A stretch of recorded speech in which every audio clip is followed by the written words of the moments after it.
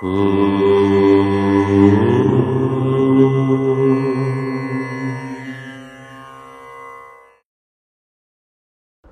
శ్రీరామ్. శ్రీ వెంకటేశ చరణౌ శరణం ప్రపద్యే. గత కొన్ని రోజులుగా భారతదేశం మొత్తాన్ని కదిలిస్తున్నటువంటి సమస్య, ఆంధ్రప్రదేశ్లో పుట్టి ప్రపంచవ్యాప్తంగా ఉన్నటువంటి శ్రీవారి భక్తులంతా ఆందోళనకు గురయ్యేటువంటి దుర్వార్త. మొదట్లో ఇది నిజమా అని ఆగిపోయాం. ఇంత దురాఘాతం జరిగిందా? ఇంతటి పరమనీచమైనటువంటి కృత్యానికి వీరు ఒడికట్టారా? నమ్మబుద్ధి కాలేదు. మనుషులైతే ఇలా చెయ్యరండి. పశుబుద్ధి కలిగినటువంటి వాళ్ళకే ఇటువంటి ఆలోచనలు కలుగుతాయి. చాలా ఆక్రోశం కలిగింది, బాధ కలిగింది, పశ్చాత్తాపం కలిగింది, దుఃఖం వచ్చింది. ఒకటేమిటి, లోపల ఉన్నటువంటి రక్తమంతా మరిగింది. కానీ ఏం చేస్తాం? కానీ చాలామంది హిందువుల్లో ఈనాటికి నోరు మూసుకొని కూర్చున్నారు. తిరుమల తిరుపతి దేవస్థానంలో లడ్డూలో జంతువుల యొక్క కొవ్వు అనేటువంటిది కలిపారు అన్నటువంటి వార్త వచ్చిన తరువాత పలువురు పలు రకాలుగా వ్యాఖ్యానాలు చేయటం చాలా తీవ్రమైనటువంటి మనస్తాపానికి గురిచేసింది. ఆ వార్త వచ్చిన రోజునే శ్రీనివాసుడికి సాష్టాంగ నమస్కారం చేసి, అపరాధ సహస్రాన్ని క్రియంతే అహర్నిశం మయ దాసోయం ఇతి మాం మత్వ క్షమస్వ పరమేశ్వర క్షమస్వ వెంకటేశ్వర అని దీపం వెలిగించి భూమికి ముక్కు రాచాం. ఎందుకంటే వారు తప్పు చేసిన ఈ తప్పును చూస్తూ ఉన్నాం కాబట్టి ఇది మనందరిది కూడా తప్పే. మహాభారతంలో శ్రీకృష్ణ భగవానుడు ఒక అద్భుతమైనటువంటి మాట చెప్తాడు. సారపు ధర్మమున్ విమల సత్యమున్ పాపముచే బొంకుచే పారము పొందలేక చెడబాలివి అయిన వ్యవస్థ దక్షులెవ్వారలు ఉపేక్ష చేసిరి, అది వారల చేటగు కాని ధర్మ నిస్తారకమయ్యును సత్య శుభదాయకమయ్యును దైవముండెడిన్. ఎక్కడైతే అధర్మం జరుగుతూ ఉన్నదో, ఎక్కడైతే తప్పు జరుగుతూ ఉన్నదో, సనాతన ధర్మానికి విఘాతం జరుగుతూ ఉన్నదో, సనాతన ధర్మానికి అవమానం జరుగుతూ ఉన్నదో, అప్పుడు నీకు చేతుల్లో శక్తి ఉంటే, నీకే బలం ఉంటే వెళ్ళి దాన్ని ఆపేసేయి. ఒకవేళ నీకు శక్తి లేదు, నీ వల్ల కాదు, అక్కడి నుంచి వెళ్ళి మౌనంగా భగవత్ ప్రార్థన చెయ్యి. ఇవాళ ప్రతి హిందువు తెలుసుకోవలసినటువంటి అంశం ఇది. ఇవాళ ఒక అంశం మనకు తలెత్తింది. జంతువుల కొవ్వు కలిపారు. తిరుమల తిరుపతి దేవస్థానం వార్షిక బడ్జెట్ ఎంత అనుకుంటున్నారు మీరు? తిరుమల తిరుపతి దేవస్థానంలో 7 సంవత్సరాలు నేను పనిచేశా. పవిత్రమైనటువంటి జనరల్ మేనేజర్గా ఒక బాధ్యతాయుతమైనటువంటి పదవిలో అక్కడ ఉండి స్వచ్ఛందంగా రాజీనామా చేసి బయటికి వచ్చా. నాకు తెలుసు అక్కడి వ్యవస్థ, అక్కడి అవస్థ. కొన్ని పనులు మెచ్చుకుంటాం ఇప్పటికీ కూడా. ఈ మధ్య నేను చెప్పాను, ప్రపంచంలో ఏ దేవాలయం చెయ్యలేని పని తిరుమల తిరుపతి దేవస్థానం చేస్తోంది. శుభ్రత, పరిశుభ్రత, శుచి అక్కడ తప్ప ఇంకెక్కడ కనిపించదు. అద్భుతంగా చేశారు. కానీ ఇదేమి తప్పు? శ్రీవారికి వాడేటువంటి పరమ పవిత్రమైన లడ్డూకు అంత తక్కువ నాసిరకమైనటువంటి నెయ్యి వాడతారా? ఎవరికి పోతోంది సొత్తంతా? ఎక్కడికి పోతోంది? 10,000 రూపాయలు శ్రీవాణి ట్రస్ట్ ద్వారా డబ్బులు కట్టినటువంటి లెక్కలన్నీ ఎక్కడ ఉన్నాయి? ప్రతి హిందువు యొక్క సొమ్మది. ఇప్పటి నేను డిమాండ్ చేస్తున్నా, ఇది సరి అయినటువంటి తరుణం. ఈ ఒక్క విషయంలో నేను 100కు 100% ఆంధ్రప్రదేశ్ డిప్యూటీ ఉప ముఖ్యమంత్రి గౌరవనీయులైనటువంటి పవన్ కళ్యాణ్ గారిని మనస్ఫూర్తిగా అభినందిస్తున్నాను. మహానుభావుడు ఎంత బాగా మాట్లాడుతున్నాడో. ఒక రాజకీయ నాయకుడిలాగా మాట్లాడట్లే, ఒక భక్తుడిలాగా మాట్లాడుతున్నాడు. ఒక సనాతన ధర్మాన్ని అవలంబించేటువంటి సనాతన వాదిలాగా మాట్లాడుతున్నాడు. మిగతా నాయకులంతా ఆయనను చూసి నేర్చుకోండి, పవన్ కళ్యాణ్ గారిని చూసి. ఇక్కడ నేను ఇలా మాట్లాడుతూ ఉంటే ఆయనను 100% సపోర్ట్ చేస్తాం. ఇలా మాట్లాడితే హిందువులంతా సపోర్ట్ చేయండి. ఇలా మాట్లాడే నాయకుడే మనకు కావాలి. ఉన్నదున్నట్టు మాట్లాడే నాయకుడు కావాలి. మసిపూసేటువంటి నాయకులు మనకొద్దు. హిందువులకు చేతగాని వాళ్ళనేటువంటి ఒక పేరు ఎప్పటి నుంచో ఉందండి. హైదర్ అలీ అనేటువంటి ఒక వ్యక్తి శ్రీవారిని దోచుకుందామని కొండ మీదికి రాబోతూ ఉంటే ఆయనకు తీవ్రమైనటువంటి విఘాతం కలిగింది. చివరకు శ్రీనివాస మంగాపురంలో లోపల ఆలయ ఆభరణాలు దోచుకొని వెళ్ళిపోయాడు. మూల విగ్రహాన్ని కూడా ముట్టుకోలే. కానీ చేసిన తప్పుకు అతను మైసూరు వెళ్లే లోపే వ్యాధిపడి చనిపోయాడు. చరిత్ర తీసి చదవండి ఒకసారి. స్వామివారితో పెట్టుకుంటే వంశాలు ఆగవు, వంశఛేదం జరుగుతుంది. అక్కడ ఉన్నది స్వామి యొక్క విగ్రహం కాదు, సగుణ సాకార సుందర స్వరూపమైనటువంటి సాక్షాత్తు వెంకటాచలపతి అక్కడ సాకారంగా ఉన్నాడండి. పద్మపీఠం మీద 9 అడుగుల 9 అంగుళములతో వరద ముద్రతో ఎంతో అద్భుతమైనటువంటి స్వరూపంతో భాసిల్లుతూ ఉంటే మీరు విగ్రహం అనుకుంటున్నారా మీరందరూ కూడా?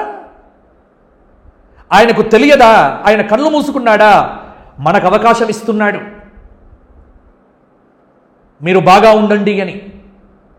హిందువులారా, గుండు కొట్టించుకొని వెంకటేశ్వర స్వామి వారి దగ్గరికి వెళ్ళి నమస్కారాలు పెడితేనే భక్తి కాదు.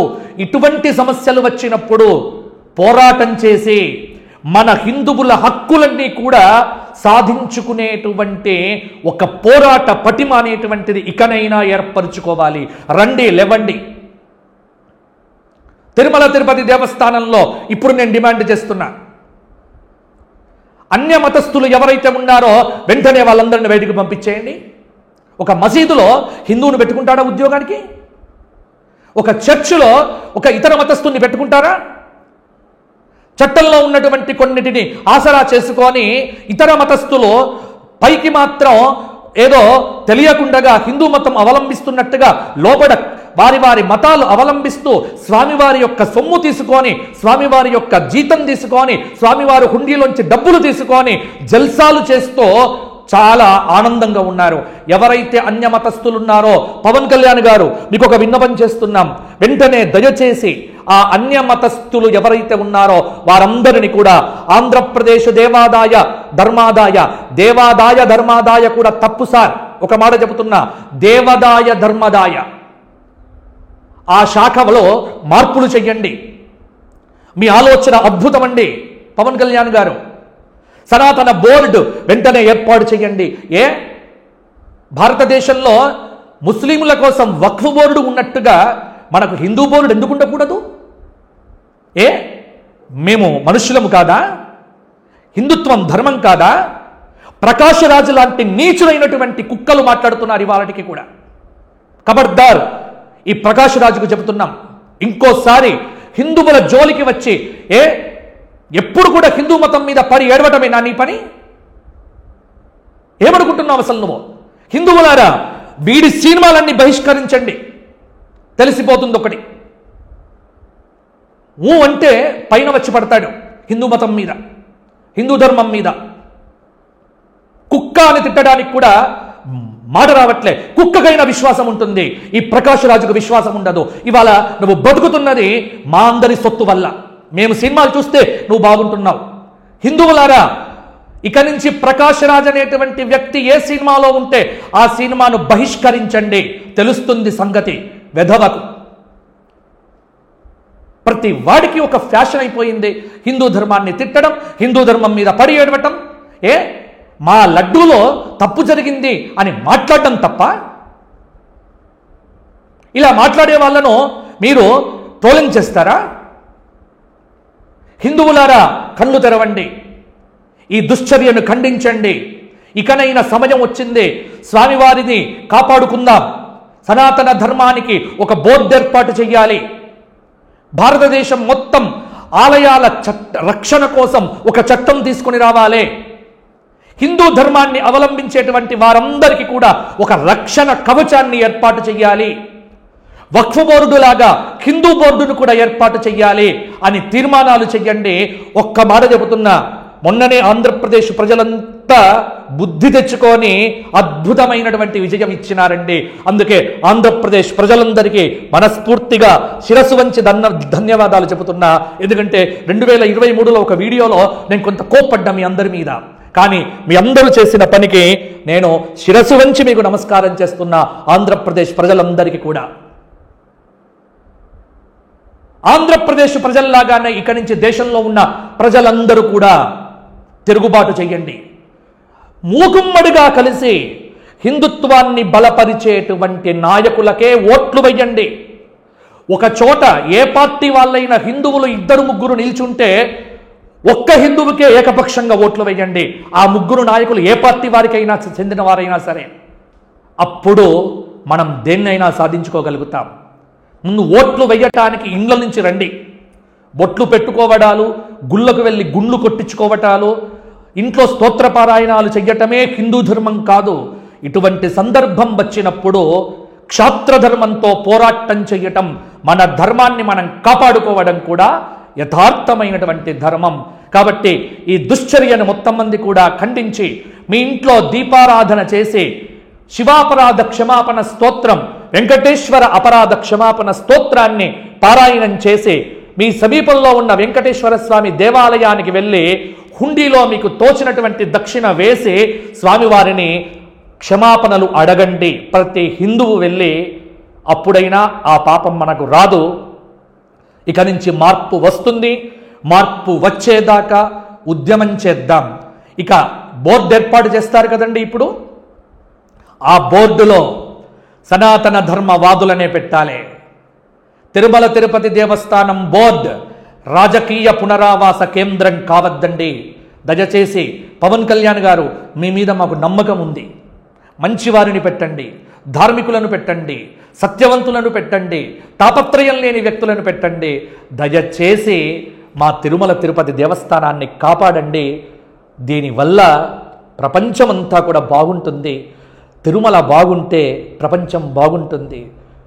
ఈ భారతదేశమే ఒక అద్భుతమైనటువంటి గృహమైతే, ఈ భారతదేశం అనేటువంటి గృహానికి తిరుమల ఒక పూజా గది లాంటిది. ఆ పూజా గదిలో తప్పులు జరిగితే సహించగలమా? దాన్ని కాపాడే బాధ్యత, పూజా గదిని స్వచ్ఛంగా ఉంచుకునే బాధ్యత మనమందరం తీసుకుందాం. మీ వెనక, మీ ముందు మేము ఉంటాం సార్. పవన్ కళ్యాణ్ గారు విజయీ భవ, దిగ్విజయీ భవ.